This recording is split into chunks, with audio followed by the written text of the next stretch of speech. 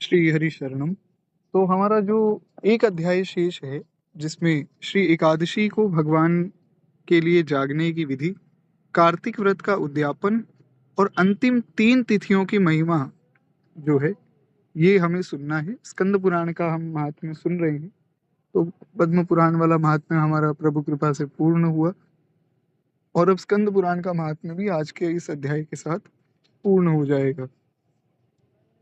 एक बार प्रेम से बोलिए भक्त वत्सल भगवान की जय। आशा करता हूँ कि मेरी आवाज जो है आप लोगों को क्लियर आ रही होगी।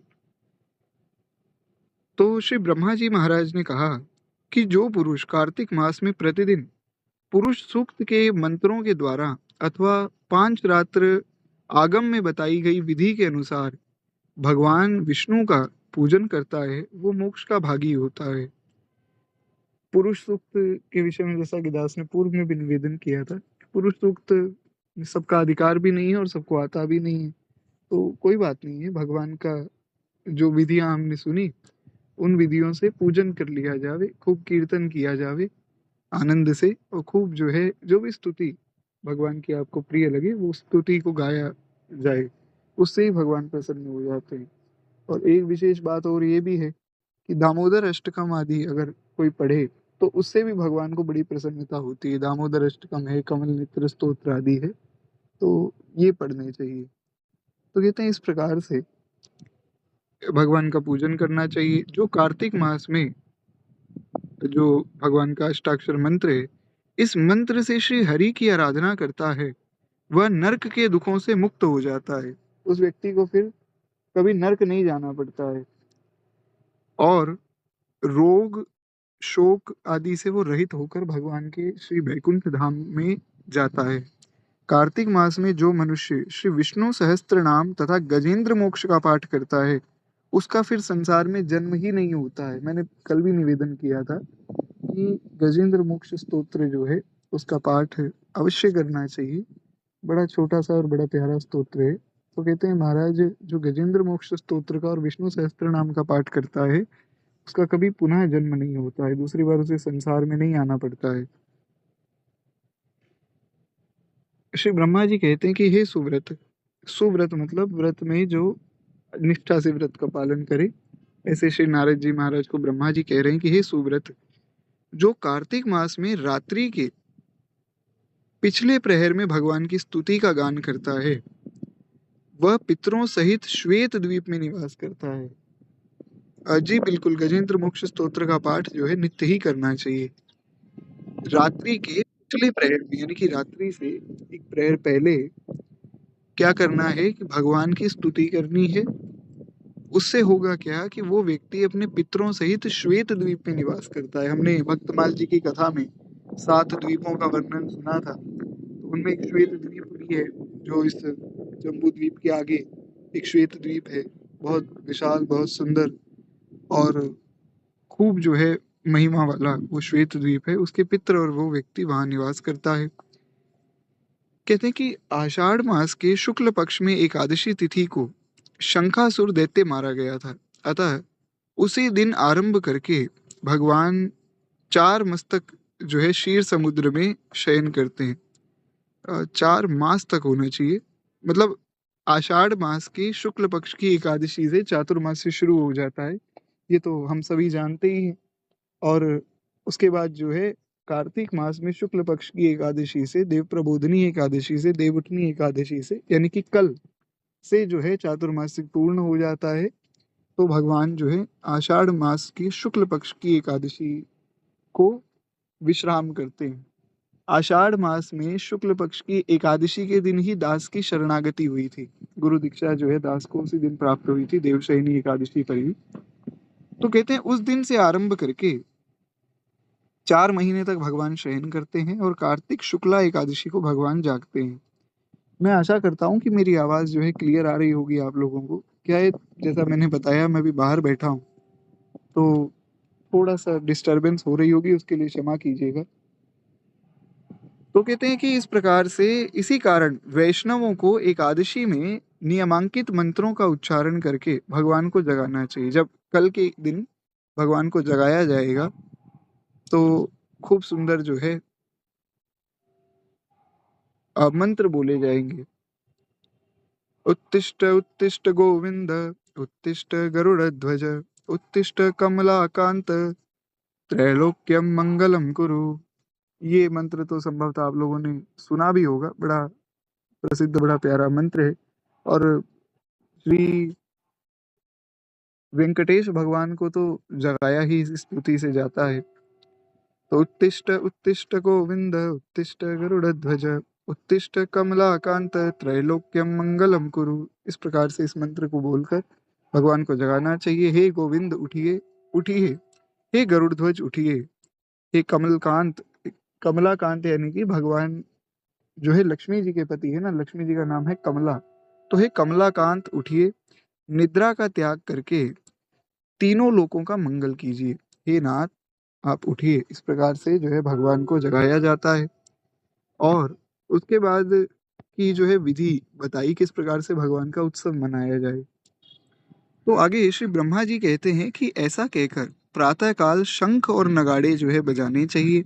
फिर वीणा, वेणु और मृदंग आदि की मधुर ध्वनि के साथ नृत्य, गीत और कीर्तन आदि करना चाहिए। खूब नृत्य करना चाहिए, खूब गीत गाना चाहिए, भगवान के सामने स्तुति भगवान की करनी चाहिए। और खूब जो है कीर्तन भगवान के सामने करके देवेश्वर विष्णु को उठाकर उनकी पूजा करे। और सायंकाल में तुलसी की जो है वैवाहिक विधि को संपन्न करे। कल हमने तुलसी जी के विवाह की पूरी विधि सुनी थी, और किस प्रकार से तुलसी जी का विवाह करना है, क्या क्या उसमें विधि है, सारी विधि हम कल सुन चुके हैं। तो पुनः उस पर विस्तार की आवश्यकता नहीं है। कहते हैं एकादशी सदा ही पवित्र है, विशेषतः कार्तिक की एकादशी तो परम पुण्यमयी मानी गई है। कोई कुछ ना करे तो कम से कम एकादशी एकादशी का पालन कर ले, और उसमें भी कार्तिक मास की जो एकादशी है उनका अगर पालन कर ले तो महाराज निश्चित रूप से उसका मंगल होता है। वर्ष भर में 4 एकादशी को बड़ा विशेष बताया गया। देवशयनी एकादशी, देव उठनी एकादशी, आषाढ़ शुक्ल पक्ष की एकादशी और भीमसेनी एकादशी, इनकी बड़ी भारी महिमा है।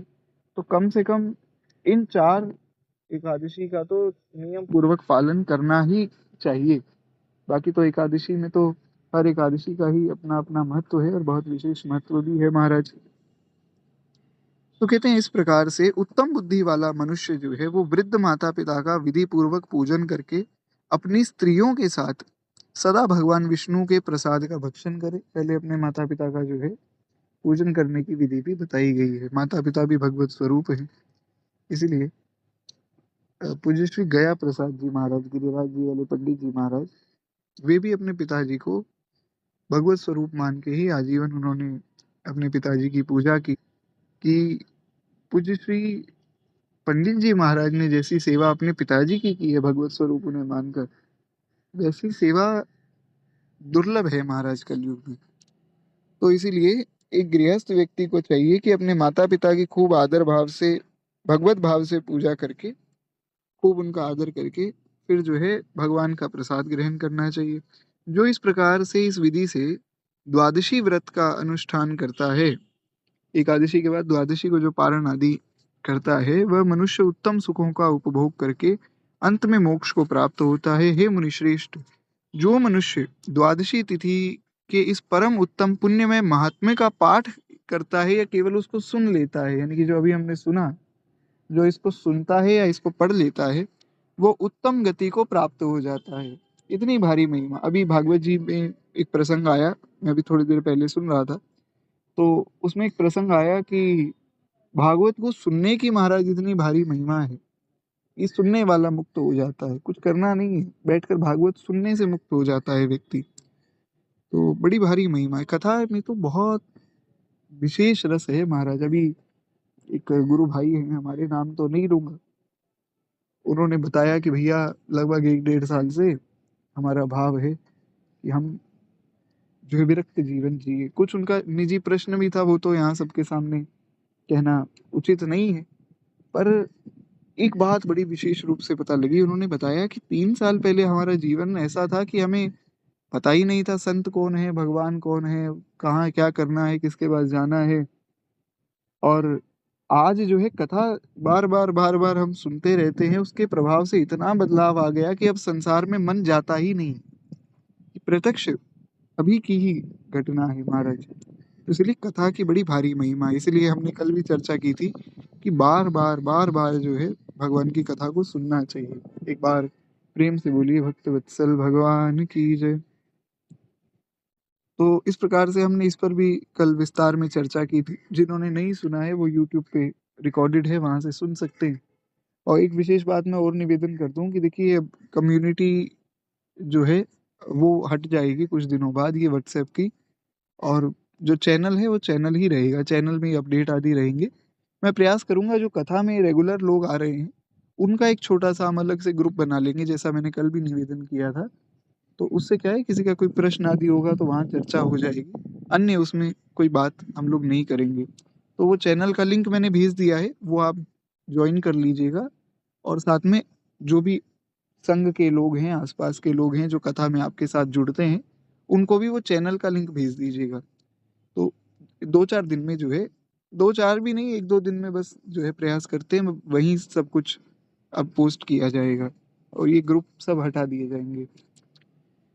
खैर एक बार प्रेम से बोलिए भक्त वत्सल भगवान की जय।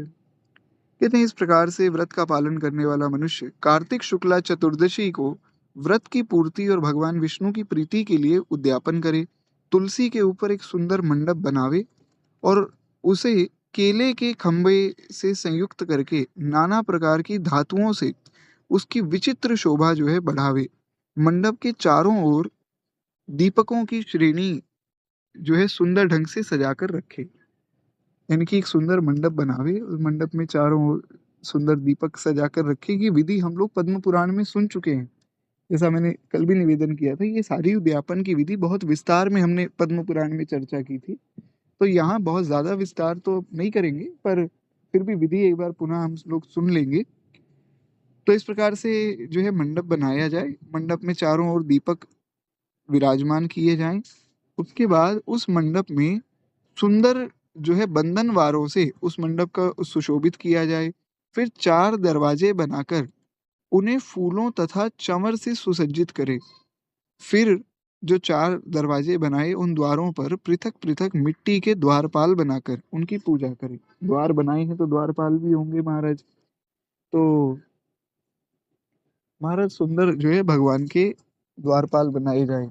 जो 4 दरवाजे बनाएंगे मंडप में, उस उन 4 दरवाजों पर मिट्टी के 4 द्वारपाल बनाए जाएं। बड़ी विशेष महिमा है उनकी भी। भगवान के द्वारपालों की तो कल हमने कथा सुनी जय और विजय की।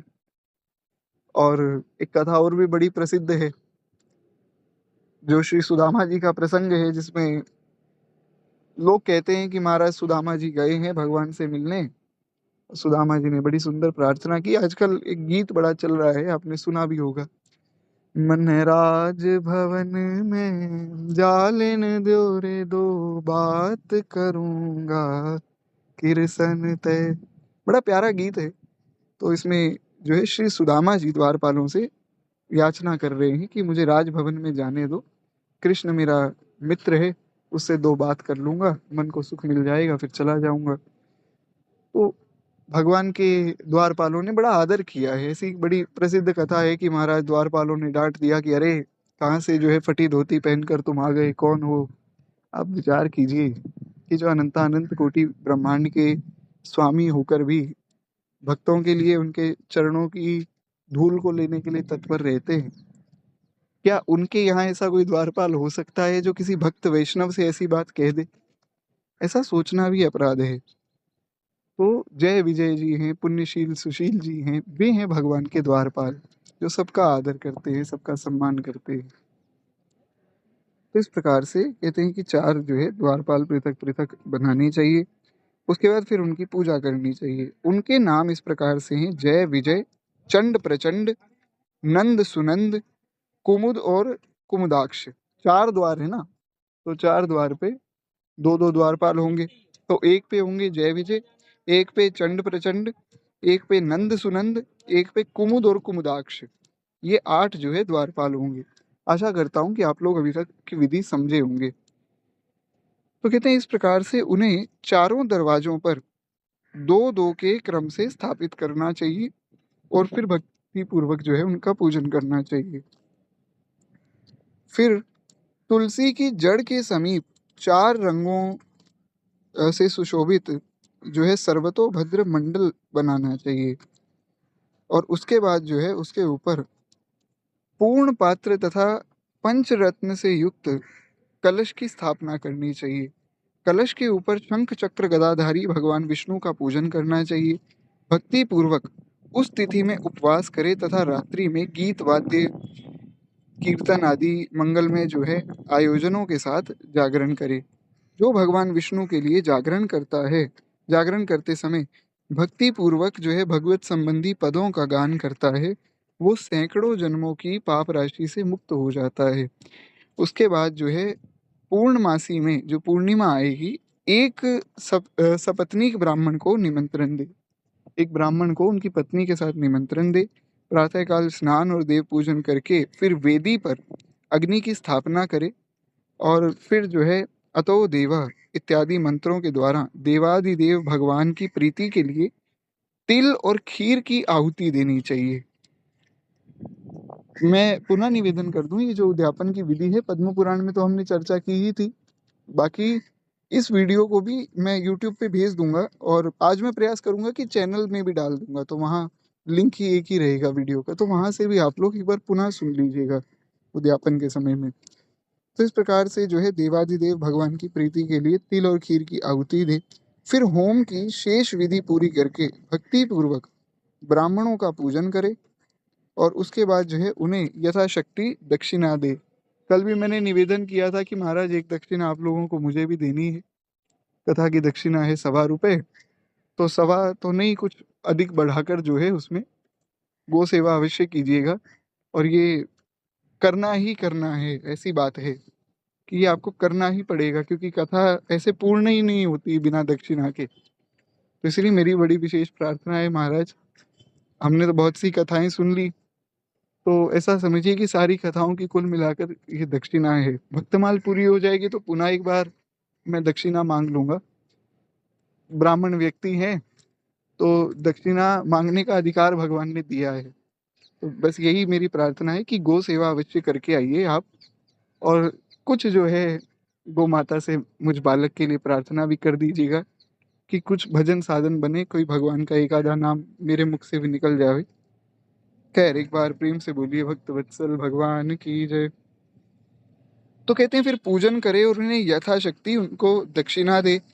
भगवान द्वादशी तिथि को शयन से उठे, त्रयोदशी तिथि को देवताओं से मिले, और चतुर्दशी को सबने भगवान का दर्शन पूजन किया। इसलिए जो 5 दिन है ना, ये बड़े विशेष हैं। एकादशी को देवता गए हैं भगवान को जगाने, द्वादशी को भगवान उठे हैं, त्रयोदशी को भगवान देवताओं से मिले हैं, और चतुर्दशी को सबने उनका दर्शन पूजन किया है।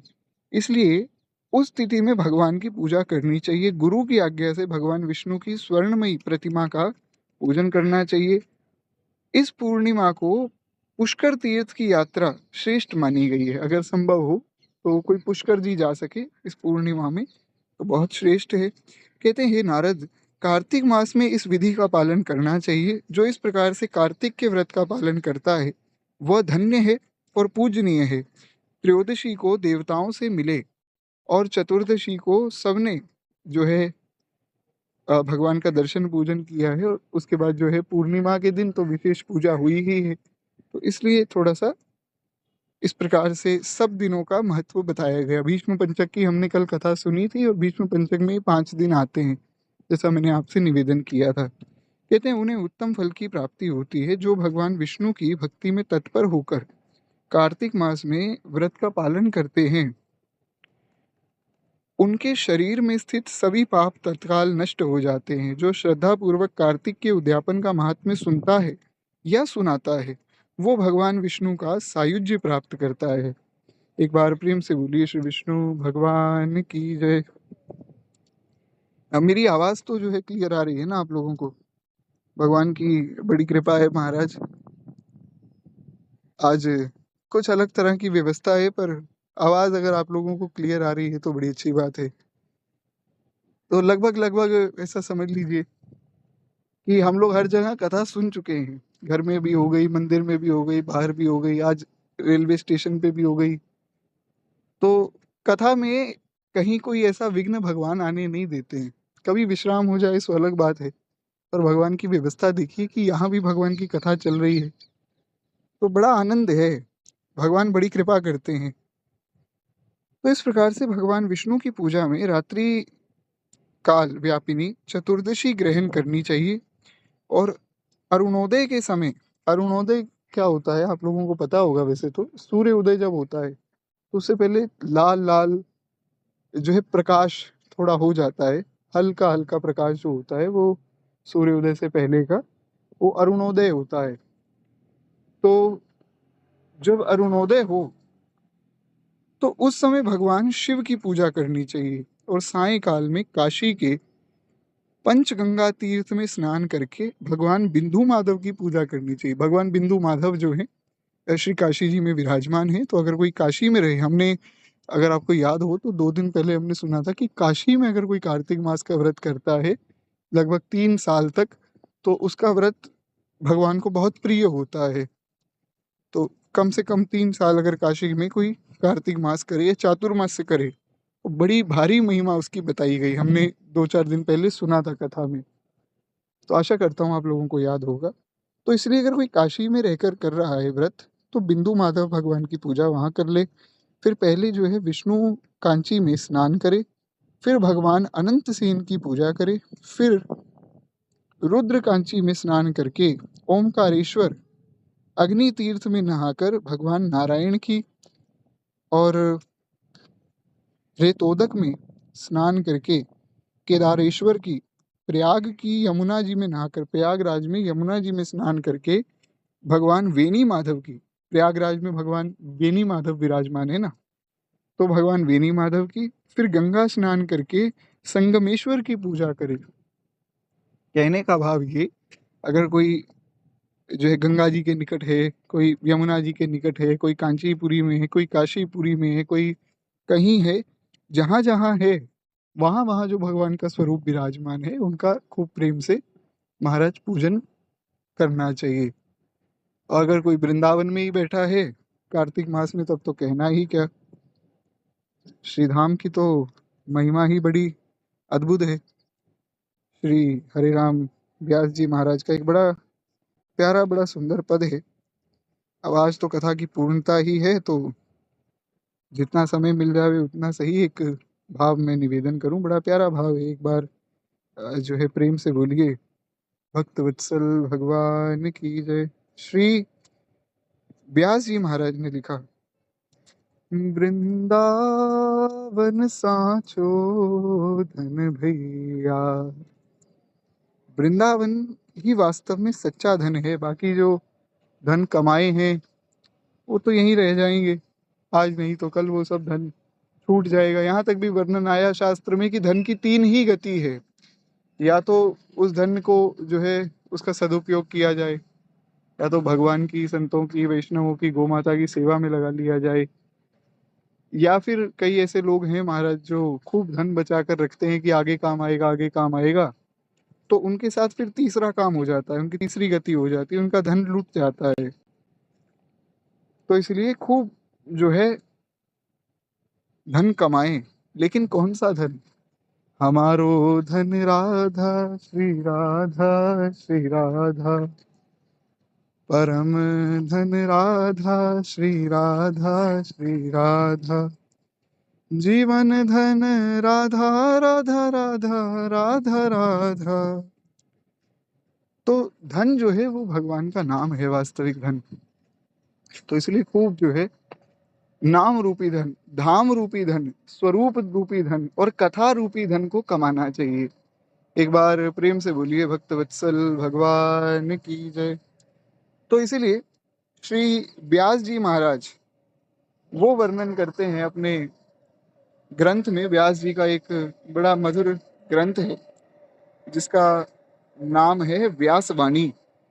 तो व्यासवाणी का ये पद है, वृंदावन साचो धन भैया, कनक कूट कोटिक लगी तजिए, भजिए कुंवर कन्हैया।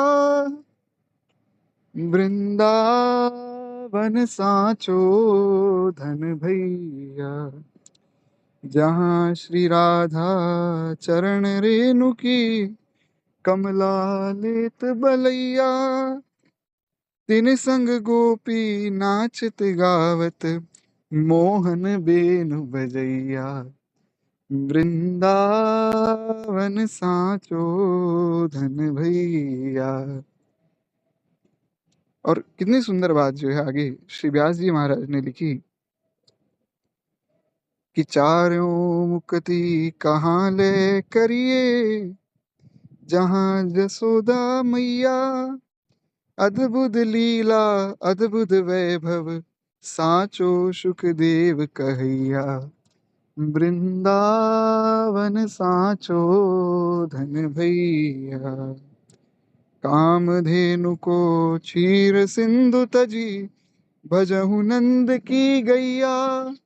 कितनी प्यारी बात कि कामधेनु को क्षीर सिंधु तजी, भजहु नंद की गैया, चारों मुक्ति कहाँ ले करिए, जहाँ जसोदा मैया, वृंदावन साचो धन भैया। और अंत में बड़ी प्यारी बात जो है श्री व्यास जी महाराज अपने हृदय का भाव निवेदन करते हैं, आर्त भाव जो श्री व्यास जी का है। श्री व्यास जी ने कहा कि अद्भुत लीला अद्भुत वैभव साचो श्री सुखदेव कहैया, आरत व्यास पुकारत वन में, थोरे लोग सुनैया। बड़ा प्यारा भाव है कि आरत व्यास पुकारत वन में, थोरे लोग सुनैया, वृंदावन साचो धन भैया, श्री वृंदावन साचो धन भैया। बोले भक्त वत्सल भगवान की जय। तो बड़ा अद्भुत ये श्री व्यास जी महाराज का भाव है, वृंदावन साचो धन भैया। जहाँ जिस तीर्थ में कोई विराजमान हो, महाराज भगवान का खूब प्रेम से पूजन करे। कहते हैं इस प्रकार से जो ऐसा करता है उसके सब प्रकार की संपत्तियां अधीन हो जाती हैं। कार्तिक मास में शुक्ल पक्ष में जो अंतिम 3 पुण्यमयी तिथियां हैं, वे त्रयोदशी, चतुर्दशी और पूर्णिमा। ये जो 3 तिथियां हैं, यानी कि कल एकादशी है, परसों द्वादशी है, उसके बाद त्रयोदशी आएगी लगभग सोमवार को। तो लगभग 3, 4 और 5 नवंबर जो 3 तिथियां हैं, कहते हैं ये कल्याण करने वाली मानी गई है। उनकी अति पुष्करणी संज्ञा कही गई है, जो वे सब जो है पापों का नाश कर देती हैं। जो पूरे कार्तिक मास में स्नान करता है वो इन्हीं तीनों तिथियों में स्नान करके पूर्ण फल भागी हो जाता है। अगर कोई ऐसा है जो नहीं, कोई नियम आपका पूरा हो पाया या नहीं जो है कुछ न्यूनता रह गई, तो इन 3 तिथियों में व्रत हो। हाँ, व्रत तो देखिए 5 में ही रखना है, रखना ही 5 का चाहिए। कल हमने भीष्म पंचक में सुना ना कि अन्न भी नहीं खाना चाहिए, 5 दिन व्रत करना चाहिए, वो बात ठीक है। पर उन 5 में भी अगर कोई कहे कि नहीं 5 भी नहीं हो सकता, तो कम से कम 3 का तो रखना ही है। विशेष रूप से महिमा 5 की है, तो कल से ही मतलब हमें सब नियमों का जो पालन है, व्रत के अंतर्गत सब नियम आ जाते हैं, केवल भोजन का व्रत नहीं, बाकी जो नियम है वो भी अच्छे से हम पालन करें। और परसों जो है वो कथा सुबह ही होगी भगवान की कृपा से। कल की कथा का समय मैं आप लोगों को बता दूंगा, कल सुबह नहीं हो पाएगी कथा, जैसा भी रहेगा मैं सूचित कर दूंगा। कहते हैं त्रयोदशी में समस्त वेद जाकर प्राणियों को पवित्र करते हैं, चतुर्दशी में यज्ञ और देवता सब जीवों को पावन बनाते हैं, और पूर्णिमा में भगवान विष्णु से अधिष्ठित संपूर्ण श्रेष्ठ तीर्थ ब्रह्मघाती और शराबी आदि सब पापी प्राणियों को भी शुद्ध कर देते हैं। इसलिए ये व्रत तो सबके लिए बताया गया है। कहते हैं महाराज, जो गृहस्थ उक्त 3 तिथियों में जो है ब्राह्मण कुटुंब को भोजन कराता है, यानी कि ब्राह्मणों के पूरे परिवार को जो भोजन कराता है इन 3 तिथियों में, वह अपने समस्त पितरों का उद्धार करके परम पद को प्राप्त कर लेता है। और जो कार्तिक मास में अंतिम 3 दिनों में गीता जी का पाठ करता है, उसे प्रतिदिन जो है अश्वमेध यज्ञ का फल प्राप्त होता है। हमने सुना था कि गीता का पाठ तो संपूर्ण कार्तिक मास में ही करना चाहिए, और अगर नहीं कर पाए तो कम से कम अंतिम 3 दिन तो करना ही चाहिए। तो कहते हैं इस प्रकार से जो उक्त 3 दिनों में विष्णु सहस्त्र नाम का पाठ करता है, वह जल से कमल के पत्तों की भांति पापों से कभी लिप्त नहीं होता है। एक मेरे मन में भाव आया है, जो अब भगवान ने प्रेरणा कर ही दी है तो चलिए मुख से निकल गया कह देता हूँ। गीता जी में दिक्कत ये है कि गीता जी की कथा में दिक्कत थोड़ी सी ये हो जाती है कि गीता जी बहुत गूढ़ ग्रंथ है। तो गीता में बहुत सावधानी से बैठना पड़ता है, मन को चित्त को एक जगह एकत्रित करके। कथाओं में तो ये है कि थोड़ा इधर हम कथा सुन रहे हैं तो कोई लीला हो रही है तो लीला में मन लग जाता है, गीता में मन लगाना पड़ता है। अब भगवान ने प्रेरणा कर दी है तो चलिए निवेदन कर देता हूँ। अगर अगर हमारी कार्तिक मास की सारी कथाएं पूर्ण हो गई होंगी, अभी मुझे पता नहीं है, पद्म पुराण का और स्कंद पुराण का भाग तो हमने सुन लिया। अगर मान लीजिए जो ग्रंथ मेरे पास घर में पड़ा है उसमें और कोई कथा शेष नहीं है, तो एक काम ये करेंगे कि अंतिम जो 3 दिन है उनमें हम लोग भगवत गीता शुरू कर लेंगे। बहुत समय से, लगभग 3-4 साल हो गए, बारंबार यही मैसेज आते रहते कि भैया गीता जी शुरू कर दो। अब भगवान की प्रेरणा हुई है, और अभी हुई है, जैसे ही गीता जी का नाम पड़ा। तो ऐसा करेंगे कि जैसे दोहावली जी चल रही हैं, तो भक्तमाल के साथ जब दोहावली पूर्ण हो जाएगी तो फिर गीता जी को थोड़ा थोड़ा सुनते रहेंगे। बाकी अभी देखते हैं, जैसी भगवान व्यवस्था करेंगे। एक मन का भाव है जो मैंने निवेदन कर दिया, अगर कुछ कथा पड़ी होगी तो फिर हम उस कथा को ही सुन लेंगे, जैसी भगवान की इच्छा होगी। नहीं तो अब गीता जी का नाम आया है तो कम से कम जो 2-4 गीता जी के बड़े अद्भुत शरणागति के श्लोक हैं उन पर तो चर्चा हम कर ही लेंगे। तो खैर एक बार प्रेम से बोलिए भक्त वत्सल भगवान की जय। तो खैर इस प्रकार से कहते हैं कि कार्तिक मास में अंतिम 3 तिथियों में सब पुण्यों का उदय हो जाता है। उनमें भी पूर्णिमा का महत्व तो सबसे विशेष है। पूरा महीना व्रत करो, नहीं तो कम से कम 5 दिन, नहीं तो कम से कम 3 दिन, नहीं तो कम से कम पूर्णिमा के दिन तो नियम पालन करना ही करना है। उसका बड़ा विशेष महत्व है। पूर्णिमा को प्रातःकाल उठकर शौच स्नान आदि से निवृत्त होकर समस्त नित्य कर्म की समाप्ति करके भगवान विष्णु का फिर पूजन करें। फिर जो है बगीचे में अथवा घर पर भगवत भक्त पुरुष जो है कार्तिक पूर्णिमा के दिन मंडप बनावे। अब पूर्णिमा में क्या क्या विधि है वो यहाँ बताई जा रही है।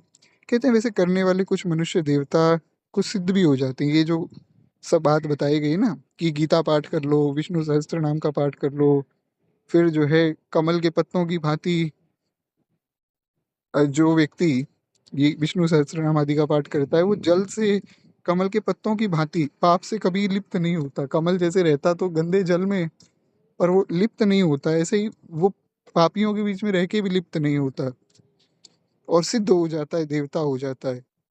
तो इनकी बड़ी भारी महिमा है। अब करना क्या है पूर्णिमा के दिन वो यहाँ बताया जा रहा है। थोड़ा ध्यान से सब लोग सुने एक बार, प्रेम से बोलिए भक्तवत्सल भगवान की जय। कहते हैं बगीचे में अथवा घर पर भगवत भक्त पुरुष कार्तिक पूर्णिमा के दिन मंडप बनावे, उसे केले के खंभों से सुशोभित करे और उसमें जो है आम के पल्लवों की बंधनवार लगावे और ऊख के डंडे खड़े करके उस मंडप को सजावे। फिर विचित्र वस्त्रों से मंडप को अलंकृत करके उसमें भगवान विष्णु की पूजा करे। फिर पवित्र, चतुर, शांत, ईर्ष्या रहित, साधु, दयालु और उत्तम वक्ता और श्रेष्ठ बुद्धि वाला पुराणों का ज्ञाता विद्वान जहाँ बैठकर जो है जहाँ ये मंडप बनाया गया है वहाँ उस विद्वान को बिठाकर उससे कथा सुननी चाहिए। तो वहाँ वो पवित्र कथा कहे। पुराण के विद्वान जो भी व्यक्ति हैं जो व्यास आसन पर बैठे हैं, तब से लेकर उस प्रसंग की समाप्ति होने तक किसी को नमस्कार ना करे, क्योंकि व्यासाय विष्णु रूपाय, ये व्यास जी का जो आसन है वो भगवान विष्णु का आसन है। तो इसलिए आप देखिए कथा आदि जब होती है तो बड़े बड़े महापुरुष भी व्यास जी के सामने झुक जाते हैं। हमारे दादा गुरुदेव भगवान पूज्य श्री पहाड़ी बाबा महाराज ने जब हमारे गुरुदेव को महंत बनाया खाक चौक का, तो प्रथम बार श्री दादा गुरुदेव भगवान ने महाराज जी को प्रणाम किया। और महाराज जी तो घबरा गए कि अरे हमारे गुरु जी हमें प्रणाम कर रहे हैं। बोले कि देखो, हम तुम्हें प्रणाम नहीं कर रहे हैं, हम हमारे गुरु जी की गद्दी को प्रणाम कर रहे हैं। श्रीमान जी, ये जो गद्दी है साधारण सामान्य गद्दी नहीं है, ये बड़े बड़े सिद्ध महापुरुषों की गद्दी है। इसलिए अब तुम हमें प्रणाम आज के बाद दंडवत मत करना, वैसे ही प्रणाम कर लेना। यहाँ तक का जो पुराने महापुरुष थे वो मर्यादा पालन करते थे। और पूज्य दादा गुरुदेव श्री पहाड़ी बाबा महाराज का तो कहना ही क्या, वे तो उनकी तो रहनी बिल्कुल ऐसी थी कि जैसे 500-700 साल पहले जो भक्ति काल के संत थे वैसे भी रहते थे। और पूज्य श्री देवराह बाबा तो यहाँ तक कहते थे कि हमारे जितनी ही आयु है पूज्य पहाड़ी बाबा महाराज की, श्री देवराह बाबा की आयु कौन जानता है।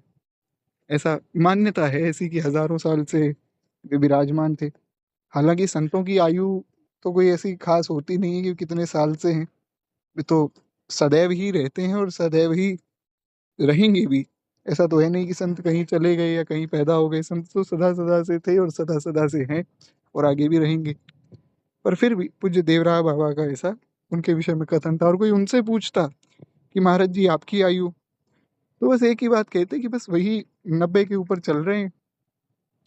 एक बार हमारे गुरुदेव भगवान ने पूछा, उन्होंने कहा महाराज जी, सब लोग जो है बार बार ये प्रश्न करते हैं कि पूज्य पहाड़ी बाबा महाराज की आयु कितनी है, लेकिन आपके सामने कोई प्रश्न इसलिए नहीं कर सकता कि आपसे सब लोग डरते हैं। तो हमसे कहते हैं कि आप पूछो, आप बड़े प्रिय हो महाराज जी के। तो लगभग 1985 की ये बात है, 1985 में महाराज जी ने पूछा। तो दादा गुरुदेव पहाड़ी बाबा महाराज ने कहा कि बस ये समझ लो कि 90 से ऊपर चल रहे हैं। तो फिर सन 2000 में फिर से महाराज जी ने पूछा। बोले महाराज जी, आपकी आयु के विषय में अभी भी कुछ संशय लोगों के मन में बना हुआ है, तो आप अपनी सही आयु बता दीजिए। तो बोले बस 90 के ऊपर चल रहे हैं। तो महाराज जी ने कहा कि आपने 1985 में 15 साल पहले भी कहा 90 से ऊपर है, और आज 15 साल बाद भी एक ही बात कह रहे हैं 90 से ऊपर है। 90 से कितना ऊपर? बोले देखो श्रीमान जी, अपनी आयु बताकर हमें किसी से पुजवाना थोड़ी है। मतलब ऐसे भी कई लोग होते हैं ना कि इतने समय से हम तपस्या कर रहे हैं, महाराज हमारी पूजा करो। तो बोले हम कोई किसी से पूजा करवाने थोड़ी बैठे हैं अपनी, बस भगवान की कृपा से जब तक भगवान की सेवा होती रहेगी करते रहेंगे, और हो रही है तो बस चल रही है। तो अपनी आयु भी बताते नहीं थे। तो बड़ा अद्भुत उनका जीवन था। खैर, एक बार प्रेम से बोलिए दादा गुरुदेव श्री पहाड़ी बाबा महाराज की जय। तो इस प्रकार से जो व्यास जी हैं उनको बिठावे, उनका पूजन करे, फिर उनसे कथा सुने। और व्यास जी किसी को प्रणाम नमस्कार ना करें। जहाँ दुष्ट मनुष्य भरे हुए हों, जो शूद्र और हिंसक प्राणियों से घिरा हो, अथवा जहाँ जुए का अड्डा हो, ऐसे स्थान में बुद्धिमान पुरुषों को पुण्य कथा नहीं कहनी चाहिए। जहाँ दुष्ट लोग बैठे हों, जहाँ जो है हिंसक प्राणी हो, या जहाँ जुए का अड्डा हो। अब वैसे तो कथा की भी एक मर्यादा है महाराज, पवित्र आसन आदि पे बैठ के कथा कही जाती है। बड़ा संकोच मुझे बार बार हो रहा है कि मैं यहाँ बैठा हूँ जूते आदि पहनकर, पर जैसी भगवान की इच्छा है मैं उसके लिए क्षमा प्रार्थी हूँ। हालांकि यहाँ कोई ऐसा व्यक्ति नहीं है, कोई ऐसा कोई पशु पक्षी कुछ भी नहीं है। बड़ी पवित्र एकदम किनारे पर मैं बैठा हूँ, बड़ी शांत जगह में। पर फिर भी थोड़ा संकोच मन में लग रहा है, क्योंकि कथा जो है वो मर्यादा से हो तभी जो है ग्रंथ की मर्यादा बचती है। तो प्रभु कृपा से हमारी तो बड़ी सुंदर व्यवस्था हो गई, लेकिन कहीं अगर ऐसी अव्यवस्था हो तो फिर वहाँ कथा नहीं कहनी चाहिए भगवान की। इसीलिए कई बार जब व्यवस्था नहीं हो पाती है तो मैं इसलिए मैसेज कर देता हूँ कि आज विश्राम रहेगा। आज भगवान ने व्यवस्था कर दी तो आज कथा हो रही है महाराज। खैर, एक बार प्रेम से बोलिए भक्त वत्सल भगवान की जय। कहते हैं जो शुद्ध और भक्ति से संयुक्त अन्य कार्यों की अभिलाषा न रखने वाले, मौन, पवित्र एवं चतुर हों, वे ही श्रोता पुण्य के भागी होते हैं। ऐसा नहीं कि बस बैठ गए, सुन लिया, चले गए। जो शांति से सुने, समझे उस कथा को, मौन रहें, चतुर हों, चतुर मतलब समझें हर बात को, पकड़ें हर बात को और पवित्रता से कथा सुनें और किसी दूसरे कार्य की अभिलाषा ना रखें। कथा सुन रहे हैं तो कथा सुन रहे हैं, पवित्रता से बैठें। तो इसीलिए उनको फिर पुण्य फल की प्राप्ति होती है। जो मनुष्य बिना भक्ति के या अदम भाव को लेकर पवित्र कथा को सुनता है, उनको पुण्य फल नहीं मिलता है। मास के अंत में गंध, माल्य, वस्त्र, आभूषण तथा धन के द्वारा भक्ति पूर्वक पुराणों की कथा कहने वाले विद्वान का पूजन करे। फिर उनको गंध, माल्य, वस्त्र और आभूषण आदि से खूब दक्षिणा दे। जो मनुष्य कल्याणमयी पुराणों की कथा को सुनाते हैं, वे 100 कोटि कल्पों से अधिक काल तक ब्रह्मलोक में निवास करते हैं।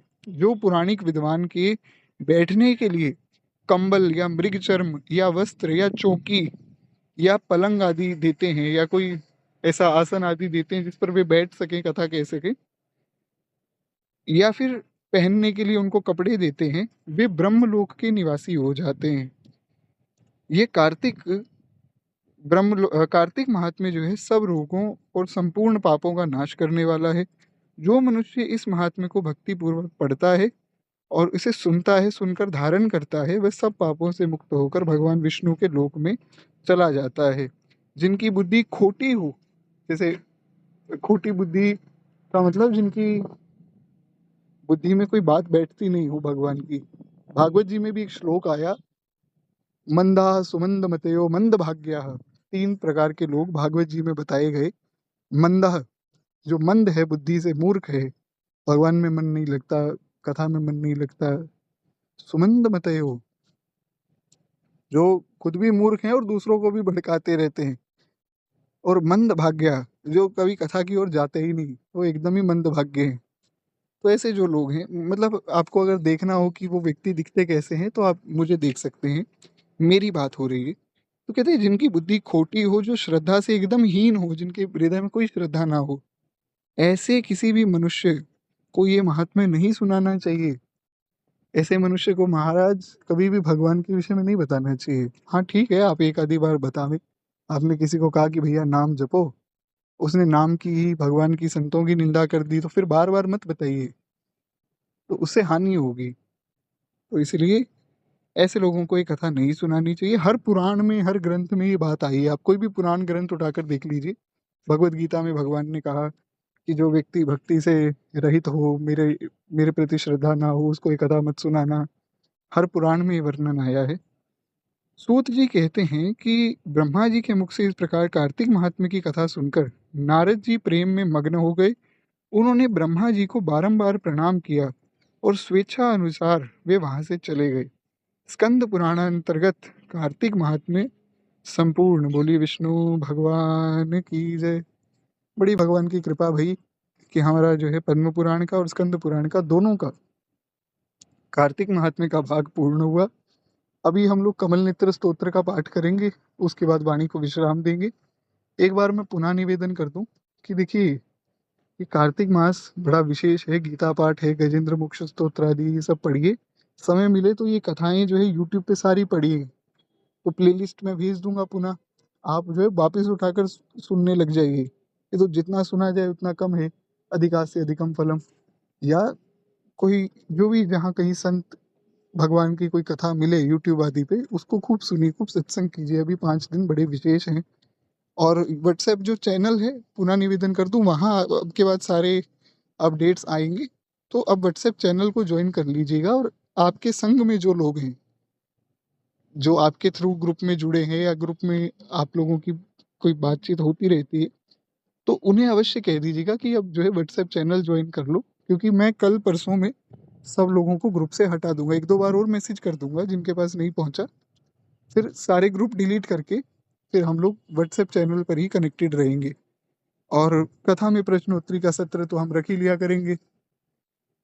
और विशेष रूप से एक मेरी बड़ी विशेष प्रार्थना है कि जो जो जो कथाएं आपने सुनी हैं, उन सब कथाओं की दक्षिणा देनी है। तो भैया पुनः निवेदन कर दूं, बार बार कहूंगा अभी मैं 3 दिन और, कि मुझे दक्षिणा अवश्य दीजिए, गौ माता की सेवा कीजिए और थोड़ी सी मेरे लिए भी प्रार्थना बीच में कर दीजिएगा।